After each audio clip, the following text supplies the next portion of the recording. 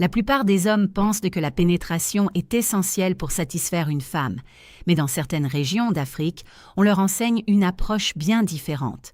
Cette méthode permet d'atteindre des orgasmes extrêmement intenses, voire de provoquer une éjaculation, sans aucune pénétration.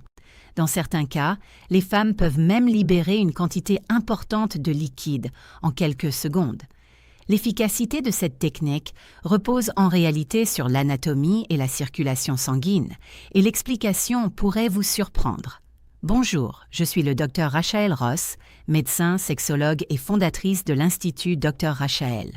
Aujourd'hui, nous allons explorer une technique pratiquée depuis des générations dans certaines régions d'Afrique centrale et voir comment l'anatomie moderne explique son efficacité.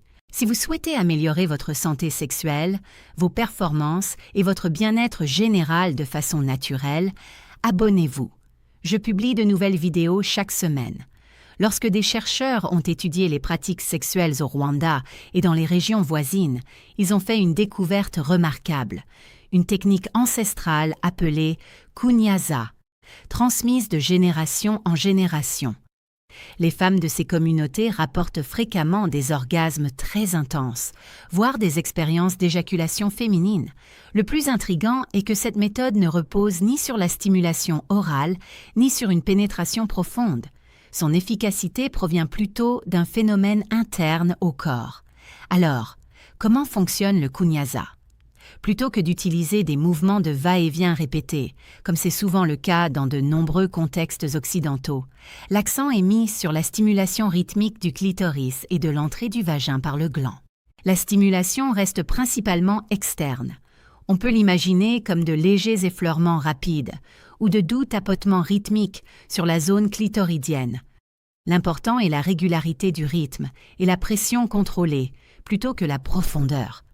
Correctement exécutée, cette approche fait monter progressivement l'excitation et crée une sensation de tension.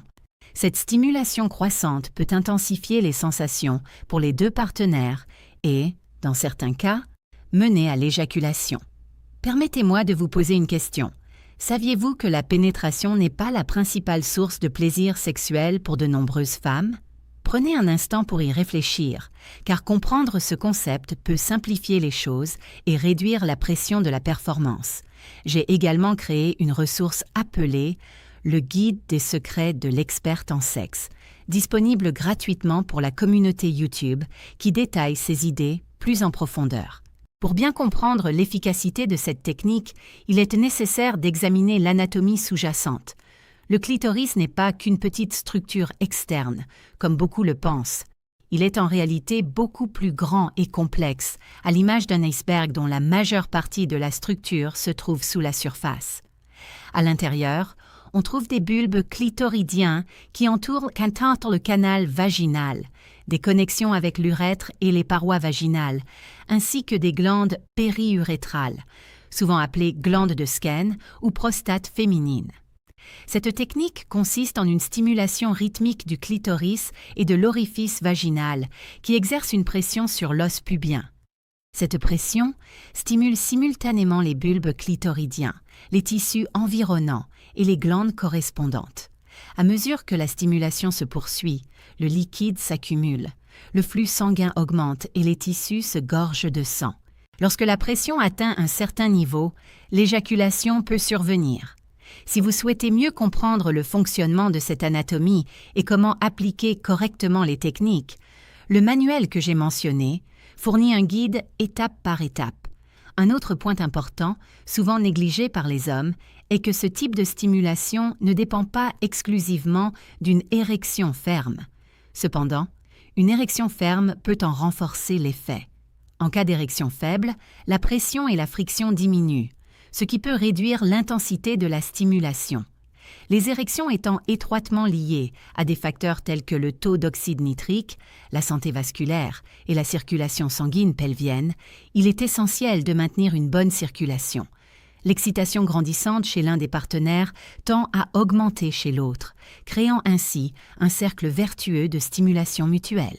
Même sans érection complète, la technique peut rester efficace, bien que des érections plus fortes produisent généralement des résultats plus marqués. Une fermeté moindre peut limiter la pression exercée, ce qui peut influencer la stimulation des glandes et du clitoris. Si l'objectif est d'obtenir une éjaculation, une fermeté suffisante devient primordiale. Bien qu'il soit possible d'exécuter la technique sans cela, le résultat risque d'être moins prononcé. L'un des avantages de cette méthode est que si la femme atteint un niveau de plaisir élevé dès le début, cela peut atténuer la pression par la suite. En définitive, l'efficacité de cette approche repose sur 3 éléments clés: une technique appropriée, une bonne connaissance de l'anatomie et une préparation physique adéquate. Lorsque ces éléments sont réunis, les résultats sont nettement supérieurs. Si vous souhaitez en savoir plus sur ce genre de technique, n'hésitez pas à consulter le guide Sexpert Secrets et à regarder la vidéo suivante, où nous aborderons les méthodes pour améliorer la force de l'érection. Pensez à vous abonner pour ne rien manquer. Je suis le Dr Rachel. Prenez soin de vous et à bientôt dans la prochaine vidéo.